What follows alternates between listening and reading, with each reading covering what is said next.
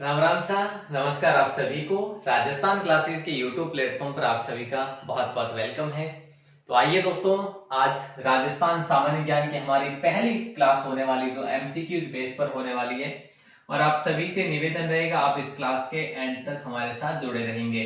क्यों जुड़े रहेंगे, इसमें क्या खास होने वाला वो मैं आपको बता देना चाहता हूँ कि कला संस्कृति के अति महत्वपूर्ण 40 प्रश्नों पर हम लोग डिस्कस करने वाले हैं। 40 में भी आपको डिस्क्रिप्टिव वर्ड मिलेगा, जिसमें हम जो है बात करें तो जैसे है ना, विवरणात्मक दृष्टि से बात करेंगे। नवीन राजस्थान जी के रहेगा, शुभारंभ क्लास है ये, क्योंकि इससे पहले हमारी कोई एमसीक्यूज बेस पर क्लास नहीं हुई है, और ये सीरीज हम कंटिन्यू रखेंगे अगर आपका सहयोग बना रहा तो। ठीक है, चलिए। तो ये आपका एग्जाम चाहे पटवार हो या फिर रीट हो, एग्जाम चाहे आपका पशु परिचर का हो, है ना, पशु परिचर का एग्जाम हो, या फिर अन्य भर्ती परीक्षाएं चाहे सूचना सहायक हो, या फिर आपका एलडीसी वगैरह एग्जाम हो, या सीईटी एग्जाम हो, एग्जाम चाहे कोई भी हो, आपके लिए मल्टीपल एग्जाम्स के लिए ये आपके नए 50 जिलों पर आधारित क्लास होने वाली है डेली। अब देखिए, ये 50 जिले जो है, यहाँ पर भी आप लोगों को कंफ्यूजन है कि सर 50 जिले तो नहीं है, हम 53 जिले पढ़ेंगे। अरे भाई देखो, बात ऐसी है, मुझे कमेंट्स भी मिल रहे हैं, मुझे मैसेज भी मिल रहे हैं बहुत सारे। देखिए बात यह है कि आप कह रहे हैं कि 53 जिले, लेकिन कैसे? देखो 50 जिलों की अधिसूचना तो जारी हुई है, आप सभी को पता है। 50 जिलों की अधिसूचना कब जारी हुई है? 6-7 अगस्त को हुई है। ये सभी को अवगत करवाया गया है कई बार, और किताबों में भी आ गया है, और सबको पता है वैसे। लेकिन जो 3 जिलों की घोषणा हुई है ना, क्या इसका अधिसूचना जारी हुई? बोले सर नहीं हुई। तो फिर आप किस बेस पर मान सकते हैं कि 3 जिले जो है अधिसूचित है? नहीं, ये अगर अधिसूचना इसकी जारी नहीं हुई तो हम नहीं पढ़ेंगे अभी। कौन कौन सी? मालपुरा, जो अपने सुजानगढ़ है, और एक आपका कुचामन है, तो इनको अभी नहीं पढ़ेंगे। अभी हम 50 जिलों पर बात करेंगे। तो चलिए दोस्तों, शुरू करते हैं आज की क्लास को। और गूगल पर आप हमें क्लास के बाद में सर्च जरूर करिएगा। राजस्थान क्लासेस के नाम से आपकी अपनी वेबसाइट है। गूगल प्ले स्टोर राजस्थान 360 के नाम से है जो एप्लीकेशन है, और व्हाट्सएप ग्रुप को आप अगर ज्वाइन करना चाहते तो हमारे इस नंबर पर मैसेज जरूर करें। कोई शक नहीं सर? किस बात का शक है ना, कि सर क्लास ही स्टार्ट नहीं हुई, आपने अभी तक तो इंट्रो ही दिया है। बात तो सही है साहब। अब आपकी क्लास आपकी स्क्रीन पर है, और यहाँ पे अगर आपको देखो क्लास इंटरेस्टिंग लगे ना, तो आप इस क्लास के नीचे जो है ना कमेंट बॉक्स आएगा, उसमें कमेंट जरूर करना एक प्यारा सा कि सर क्लास बहुत बुरी लगी, क्लास बहुत अच्छी लगी, जो भी जैसा भी आपको लगे, उचित लगे अनुचित लगे, कमेंट चिपका देना है, ताकि सर को बहुत अच्छा लगेगा और तसल्ली भी मिलेगी। ठीक है, तो पहला सवाल आपकी स्क्रीन में आते हैं कि बेणेश्वर धाम जखनी 3 नदियों रे संगम आते हैं, तो वे 3 नदियों कौन कौन सी है? तो देखो साहब, इनमें आंसर सही आप रोवेला सोम, माही और जाखम। ठीक है, सोम, माही और जाखम। ठीक है साहब, याद रखना होगा। हाँ जी, तो इन 3 नदियों संगम आते हैं। बात है बेणेश्वर धाम री साहब। ठीक है, बेणेश्वर धाम है की जगह कौन से जिले में है? तो याद रख दो, डूंगरपुर जिले में है। डूंगरपुर तो आप जिलो है साहब, ठीक है, लेकिन गांव कौन सा है? तो बोले सर गांव जो है नवाटपुरा, नवाटपुरा गांव में बेणेश्वर धाम। ठीक है, तो इसकी स्थापना किसने करी थी? तो संत मावजी ने इसकी स्थापना करी दोस्तों। संत मावजी ने इसकी स्थापना करी थी। संत मावजी जिन्हें निष्कलंकी अवतार माना जाता, निष्कलंक अवतार माना जाता है इनको। ठीक है, तो ये भी आपको याद होना चाहिए। अब एक सवाल मैं आपसे करना चाहूंगा कि जो मेला होता है ना, ये यहाँ पे मेला आयोजित होता है बेणेश्वर धाम का, ये कब होता है? इसका आंसर अगर आप दे तो ठीक, और नहीं तो कोई बात नहीं, आप यहाँ पे टाइप करिएगा माघ पूर्णिमा का ये मेला होता है। हालांकि एकादशी से शुरू हो जाता है ये मेला, पर पूर्णिमा तक ये आयोजित रहता है। क्लियर है? इस सवाल पर कोई डाउट तो नहीं होना चाहिए। अगला सवाल है कि रामनाथ तुलसीदास सवाई राम, देखिए रामनाथ है, तुलसीदास है, सवाई राम है, और लाडी दास है। ये कौन सी चित्रकला शैली के हैं? तो किशनगढ़ है। ऑप्शन ए आपका सही आंसर हो जाएगा। अब यहाँ पे हम बात करें कि भी किशनगढ़ जो शैली है, इसके जो प्रमुख, या फिर यूं कह लो किशनगढ़ शैली का स्वर्ण काल किसके समय माना जा सकता है? स्वर्ण काल जो है किसके समय का है?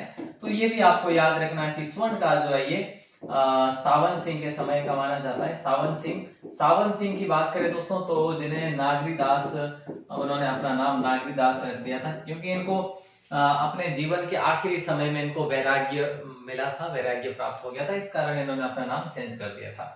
क्लियर है? चलिए नेक्स्ट सवाल की तरफ रुख करते हैं हम लोग। और नेक्स्ट सवाल है, नेक्स्ट सवाल कहाँ है यार, ये तो आपके लिए एक बोनस टाइप है कि भी नागरीदास के साथ आप याद रखेंगे निहाल चंद, लाडली दास, रामनाथ, सवाई राम, तुलसीदास, अमरचंद। देखो यूं तो आप याद नहीं कर पाएंगे, कुछ भी कर लो याद नहीं कर पाओगे, या तो रटो फिर, है ना, लगभग 1 घंटे तक। नहीं तो आप ऐसा करो, आप वेट करें, आपके लिए मैं ट्रिक लेकर आ जाऊंगा ताकि आपको अच्छे से याद हो जाए। ठीक है, बड़ी ठाणी चित्रकला कृष्णगढ़ शैली की है, चित्रकार इसके मोरध्वज निहाल चंद है, वैसे इसमें सभी को मालूम है। चलिए, शाहबाग की छतरियां किस शासकों से संबंधित है, बताइएगा क्या होगा आंसर। आप कहेंगे सर हाड़ा चौहानों से संबंधित है शाहबाग की छतरियां है। यहाँ पे हाड़ा चौहानों के शाही छतरियां है ना, हाड़ा चौहानों की शाही छतरियां, शाही छतरियां कह लो, या फिर छतरियों के साथ में आप शमशान भी कह सकते हैं, शमशान भी कह सकते हैं। तो ये जो है इसमें आपको याद रखना है। नेक्स्ट सवाल आपकी स्क्रीन पर है। नेक्स्ट सवाल है दोस्तों कि सिंगी और टोटा लोकवाद्य किस परंपरा से संबंधित है। हालांकि आपने इस प्रश्न को पढ़ा होगा, कहाँ पे पढ़ा होगा, PYQ में पढ़ा होगा। सर PYQ मतलब प्रीवियस ईयर क्वेश्चंस पेपर, वहां पे तो आपने पढ़ा होगा। अगर वहां पर नहीं पढ़ा तो आज पढ़ लीजिएगा, है कि नहीं? ठीक है, वीडियो ठीक आ रही है ना? ठीक है, तो देखिए सिंगी और टोटा की बात करें तो ये जो है आपका सिंगी व टोटा, ये आपके तत्वाद्य है भैया। ठीक है, तो ये आप याद रखेंगे, सिंगी और टोटा तत्वाद्य है।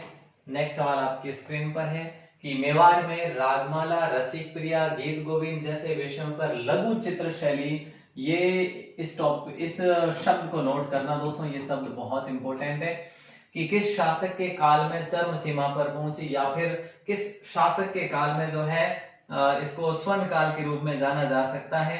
तो हम बात करें तो ये है आपका आंसर महाराणा जगत सिंह।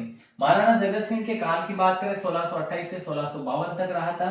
और 1652 से कौन बने थे यहाँ पे शासक, ये आपको पता होना चाहिए। 1652 में शासक बने थे यहाँ पे राज सिंह। और राज सिंह ने किस क्षेत्र में चित्रकला का प्रचार करा, तो वो तो आप सभी को पता है कि सर वो तो नाथ द्वारा से संबंधित है। चलिए बहुत बढ़िया, आपने इस चीज को पहले ही परख लिया है तो फिर बात अलग ही बन जाती है। देखिए इनमें से असुमेलित क्या है, ये कह रहा है कि बीबी जरीना का मकबरा धौलपुर में है, क्या सही बात है? बोले सर ये तो सही है। ठीक है, पीर सदरुद्दीन की दरगाह पाली में है, ये गलत है साहब। ठीक है, जामा मस्जिद बारा में है, ये सही है। मर्दान शाह पीर की दरगाह करौली में, ये सही है।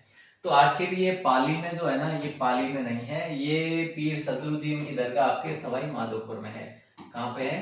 सवाई माधोपुर में है। तो आपको याद रखना है, इंपॉर्टेंट सवाल था आपका। और अगला सवाल आपकी स्क्रीन पर ये लीजिए। अगला सवाल है कि नर्तन निर्णय जैसे प्रसिद्ध संगीत ग्रंथों के रचयिता कौन थे। दोस्तों देखिए यहाँ पे मैं आपके लिए टाइप करूं या फिर लिखूं तो एक है आपका राजचंद्र सेन,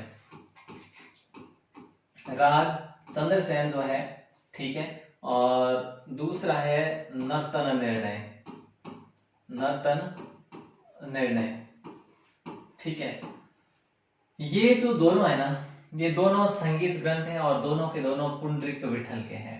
और ये कहाँ के थे? ये जयपुर के थे, जयपुर दरबार के कवि थे, संगीत गुरु थे। ताबीज स्त्री के संग का आभूषण है। ताबीज कहाँ पर? स्त्रियां देखो, ये ताबीज है क्या? वैसे तो आप सभी को पता होना चाहिए, स्त्री का आभूषण है, ठीक है, स्त्री का आभूषण है। लेकिन याद रखना दोस्तों, ये ताबूत जो है, ये ताबीज जो है ना, ये गले का आभूषण है। गले के और भी बहुत सारे आभूषण हैं, ठीक है। जैसे मैं आपके लिए यहाँ पे टाइप लिखूं तो बहुत सारे, जैसे कि यहाँ पे सबसे पहले तो भाई मंगलसूत्र ही लिख देते हैं, ठीक है। उसके बाद आपके लिए लिखूं कि भाई ठुशी है, ठीक है। उसके बाद अगर लिखूं तो जैसे मादलिया है ना, और जैसे तिमणिया भी लिख सकते हैं, तिमणिया। और जैसे मटर माल भी लिख सकते हैं, मटर माल, है ना, या फिर मोहर माल, तो इस प्रकार से बहुत सारे नाम आप लिख सकते हैं जो कि गले के आभूषण है। नेक्स्ट सवाल देखो कई क्या है, और कह रहे हैं कि दशनाथी संप्रदाय की उत्पत्ति राजस्थान के किस रियासत या फिर राज्य में हुई थी। ये सवाल भी PYQ बेस पर है, एग्जाम में सवाल पूछा गया है और यहाँ पे आपका राइट आंसर होगा बीकानेर। दोस्तों कतरियासर से कौन अनभिज्ञ है, मेरे ख्याल से कोई नहीं। तो कतरियासर जो है ना, ये दशनाथी संप्रदाय से संबंधित है, ठीक है। और जसनाथ जी इसके संस्थापक हैं, जसनाथ जी, जिन्होंने अपने अनुयायियों के लिए 36 नियमों के बारे में बताया, 36 नियमों का पालन करने को बताया, ठीक है। तो ये भी आपको ध्यान रखना है, हो सकता है एग्जाम में सवाल कई बार पूछा भी गया है और पूछा भी जा सकता है। नेक्स्ट सवाल है, कांठल का ताजमहल किसे कहा जाता है।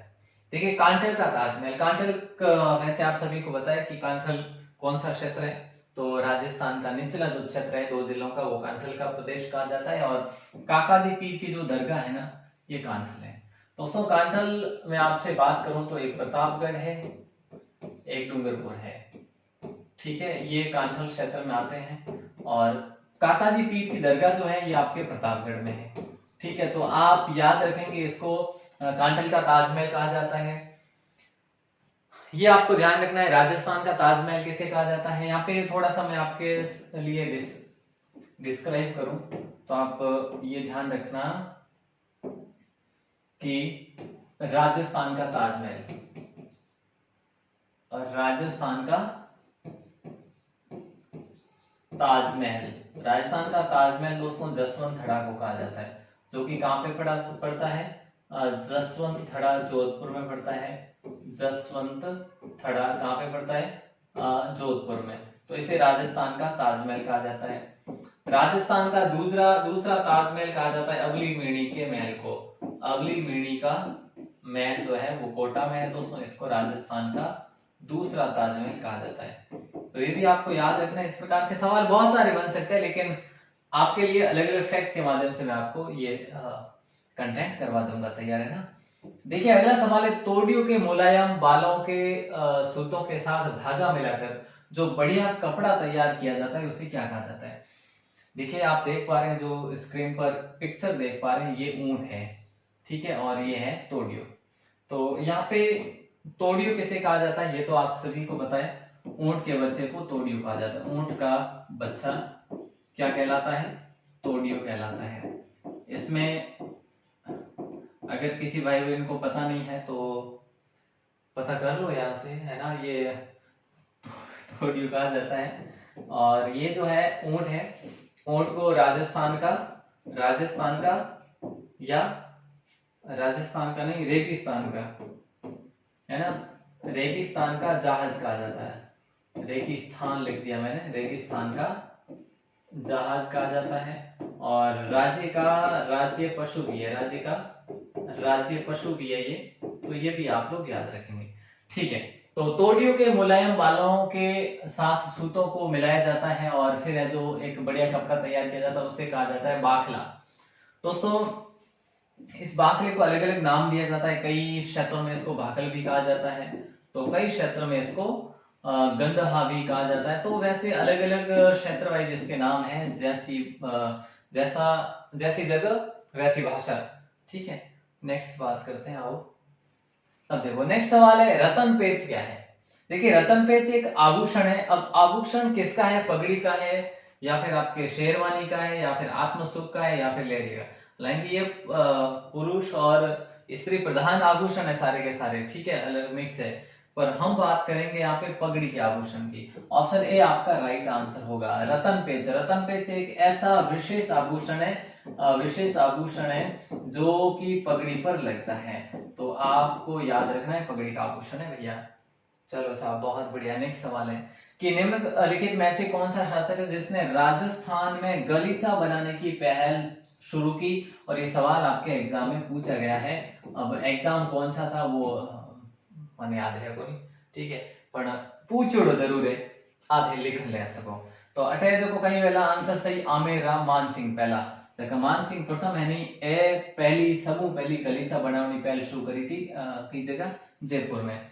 ठीक है। अब है जो आपने गलीचा की जगह मिलेला, एक तो जयपुर में बढ़िया तरीके रा गलीचा मिल जावेला और एक बीकानेर में भी बढ़िया गलीचा मिल जावेला, ठीक है, और सिरोही में भी बढ़िया है। तो इन प्रकार और भी एक दो जिला में बढ़िया गलीचा मिल जावेला अगर लेवनी कोशिश करो तो, अगर नहीं लेना है तो बोली कटी नहीं मिलेला। ठीक है, अगला सवाल है इनमें से कौन सा कूट सुमेलित नहीं है? इनमें से कौन सा कूट सुमेलित नहीं है? मतलब हस्तकला दे रखा है और हस्तकला का पॉपुलर प्रचलित स्थान दे रखा है। देखो साहब, नीचे से शुरू करते हैं। नमदा कहाँ का प्रसिद्ध है? नमदा सर टोंक का प्रसिद्ध है, कोई शक नहीं। नमदे जो कि आप सभी को पता है नमदे कैसे होते हैं। अच्छा, लाख का काम जो है ना, ये लक्ष्मणगढ़ का पॉपुलर है। अब ये लक्ष्मणगढ़ कहाँ पे है सर? सीकर में है, ठीक है, ओके सर। ये दागू प्रिंट जो है ना, ये अकोला का प्रसिद्ध है, पॉपुलर है। अब ये अकोला कहाँ पे पड़ता है? ये आप सभी को पता है कि चित्तौड़गढ़ में पड़ता है अकोला, और यहाँ पे दागू का प्रिंट पॉपुलर है। अब ये मामा जी के जो घोड़े हैं ये बसंतगढ़ के पॉपुलर है। ये किसने कहा आपको? मामा जी के घोड़े तो भैया जो है ये आपके हरजी गांव के पॉपुलर है। और हरजी गांव कहाँ पे पड़ता है? और हरजी गांव आपके पड़ता है जालोर में। कोई दिक्कत नहीं सर, काय की दिक्कत? चलो बहुत बढ़िया। यहाँ का जो है ना ये हरजी गांव की मिट्टी कुछ अलग है। यहाँ पे जो नाड़ी नाड़ी की मिट्टी जो होती है वो कुछ अलग प्रकार की है। जिस प्रकार मोलेला राजसमंद की उसी प्रकार यहाँ की मिट्टी भी है। चलिए, तारकशी के आभूषण के लिए राजस्थान में कौन सा स्थान प्रसिद्ध है? अब देखो तारकशी क्या है, पहले तो ये पता होना चाहिए आपको। तारकशी देखिए, चांदी के महीन से तारों से जो जड़ाई की जाती है, ठीक है, उसे ही तारकशी कहा जाता है। ठीक है, क्लियर है। अब इसमें ऑप्शन के साथ जाइए। अगर यहाँ पे ऑप्शन में मैं आपको कह लूं कि भीलवाड़ा की जगह जयपुर भी होता तो आप आंसर क्या करते हैं? सर आंसर तो हम नाथ द्वारा ही करते हैं। चलो बहुत बढ़िया। देखो, तारकशी आभूषण के लिए एक तो नाथ द्वारा पॉपुलर है वही है ना, और एक है जो आपका जयपुर पॉपुलर है। तो एग्जाम में सवाल दोनों का बने तो दोनों कर लेना, अगर एक एक का बने तो एक एक कर लेना, आंख मूंद के कर लेना, पर गोला गलत ना भर जाए, इसका जरूर ध्यान रखना। अगला सवाल है, राजस्थान के कोटा और बारां जिले में बनाई जाने वाली चुंदड़ी का कार्य किस प्रकार का होता है या उसका नाम क्या दिया जाता है? दोस्तों देखिए, यहाँ पे हम बात करें मीनाकारी कला, ये अलग है, आरती कढ़ाई अलग है, पेंटिंग अलग है। डाई एवं टाई, टाई एवं डाई, इसको ये नाम दिया गया। अब देखो, ये डाई एवं टाई जो है ये क्या है?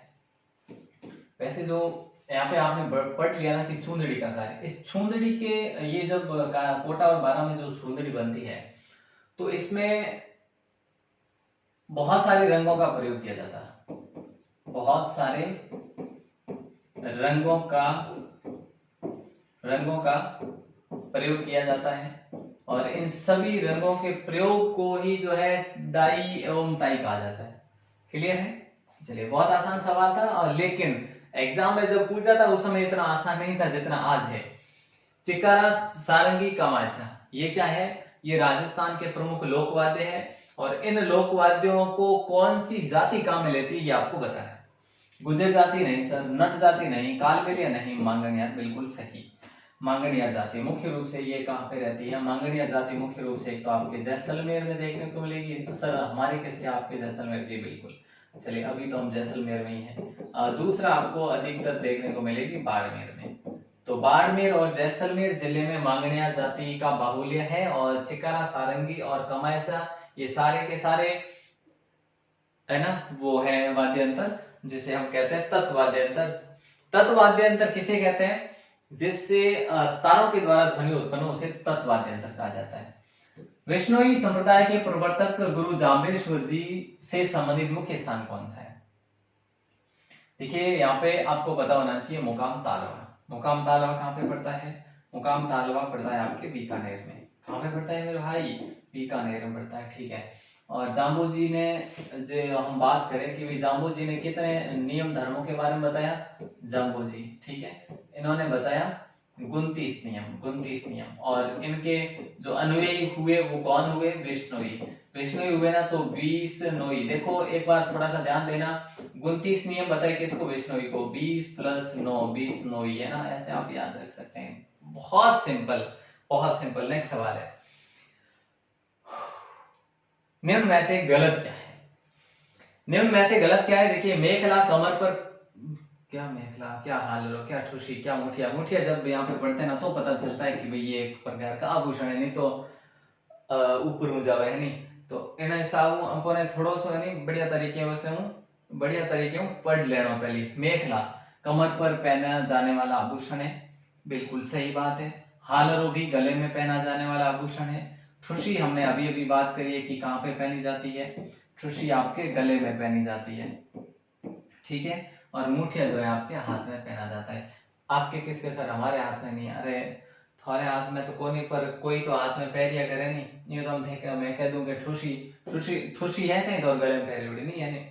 तो थोड़ा ध्यान रखो यार, यूं कोई ये सवाल थोड़ी ना भाई।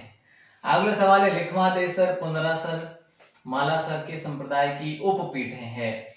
ये सर जो है ना, ये सारी की सारी कतरिया सर कहाँ पे है? कतरिया सर कहाँ पे है? थोड़ा सा अंदाज लगा सकते हैं सर, बीकानेर में है। किससे संबंधित है सर? जसनाती संप्रदाय से संबंधित है। अब इससे आसान क्या लेंगे मुझे ये बताओ, इससे आसान क्या लेंगे? ऑप्शन ए को लॉक कर लेंगे। अगला सवाल आपकी स्क्रीन पर दे देंगे और आपका आंसर भी जल्दी से आ जाएगा। राजस्थान के वे संत कौन थे जो राजस्थान छोड़कर बनारस गए और रामानंद जी के शिष्य बन गए, घर बार छोड़ दिया और जो है भक्ति भावना में लीन हो गए? तो वे कौन से हैं? रैदास जी है, जाम्बू जी है, दादू दयाल जी है, या फिर धन्ना जी है? भाई साहब, सबसे आसान सा सवाल है, धन्ना जी। धन्ना जी की बात करें, इनके जन्म की बात करते हैं दोस्तों। इनका जन्म दुवन गांव में हुआ था। दुवन गांव जो कि टोंक में पड़ता है, ठीक है, दुवन या भुवन गांव। और ये किसके शिष्य थे? तो याद रखना, रामानंद जी के शिष्य थे। रामानंद जी के शिष्य थे ये। और ये कहाँ गए थे? बनारस। किसको छोड़कर? राजस्थान छोड़कर। ठीक है साहब, अगला सवाल आपकी स्क्रीन पर है। पूछा जा रहा है, श्री रामचरण प्राची विद्यापीठ एवं संग्रहालय कहाँ पर अवस्थित है? देखो, ये पूरा नाम है, श्री रामचरण प्राची विद्यापीठ एवं संग्रहालय कहाँ पर स्थित है? तो जयपुर में इसकी स्थापना हुई थी आपके 1960-61 में। ये आपको याद रखना है, 1960-61 में इसकी स्थापना होती है। ठीक है, कोई दिक्कत नहीं सर किस बात की? चलो बहुत बढ़िया। अगला सवाल देखो, किस महाराजा के दरबार में 22 कवि, 22 ज्योतिषी और 22 ही संगीतज्ञ और 22 विषय विशेषज्ञ के रूप में गंधर्व 22 विद्यमान थी? देखिए साहब, एक ऐसे महाराजा थे कहाँ के? जयपुर के, जिनका नाम था महाराजा प्रताप सिंह, ठीक है। और इन्हीं के समय में आप सभी को याद हो तो ईश्वरी सिंह का आदमकद चित्र बनाया गया था। तो इनके महाराजा प्रताप सिंह के शासनकाल में 22 कवि, 22 ज्योतिषी भी थे, तो 22 संगीतज्ञ भी थे और 22 विषय के विशेषज्ञ। इन सभी को मिलाकर एक जो है जिसको नाम दिया गया था गुणीजन खाना, ठीक है, गुणीजन खाना, या फिर इसको आप दूसरे नाम से गंधर्व 22 भी कह सकते हैं। गंधर्व 22, ठीक है। तो ये भी आपको याद रखना है। अगला सवाल है, देखो, निम्न में से किस नृत्य के साथ झांझ नामक वाद्य यंत्र का प्रयोग किया जाता है? देखो, राजस्थान में आजकल सवालों का ट्रेंड है कि किस नृत्य, जो भी नृत्य है वो नृत्य पुरुष प्रधान है या फिर आपका स्त्री प्रधान है या युगल प्रधान है, या फिर उस नृत्य में किसका प्रयोग किया जाता है वाद्य यंत्र का? इस प्रकार के सवाल अमूमन बनते हैं। तो यहाँ पे कच्ची घोड़ी आपका सही आंसर होगा। झांझ का प्रयोग किया जाता है। कच्ची घोड़ी आपके शेखावाटी क्षेत्र में किया जाने वाला वाद्य यंत्र है। कहाँ पे? शेखावाटी में। ये कैसा वाद्य, ये सॉरी कैसा है आपके नृत्य? पुरुष प्रधान नृत्य है मेरे भाई, पुरुष प्रधान नृत्य है, ठीक है। और हम बात करें और तो कहीं बात करो, हाँ एक बात है ना, पैटर्न बनाने की कला,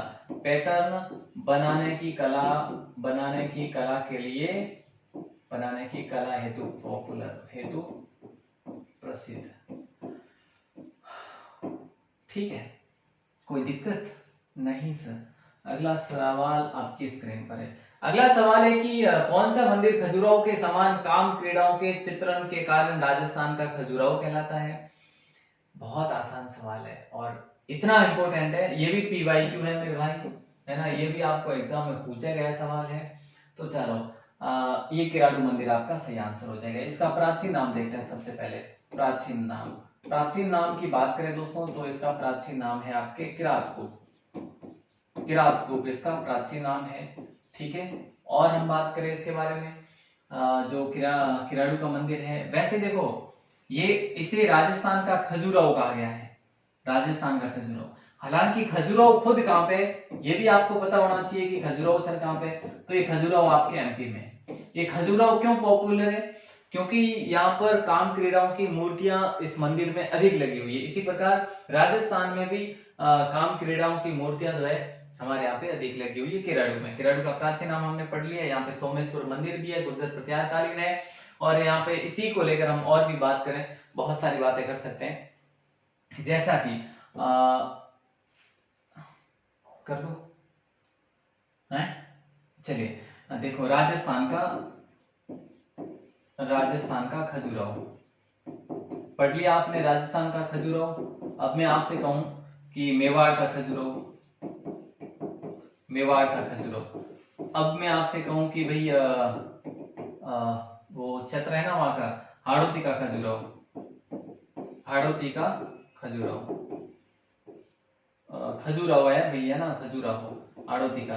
तो याद रखना, राजस्थान का खजुराहो हमने पढ़ा किराडू है, ठीक है। मेवाड़ का खजुराहो जगत अंबिका माता का मंदिर है, जगत अंबिका माता मंदिर है, ठीक है, याद है आपको।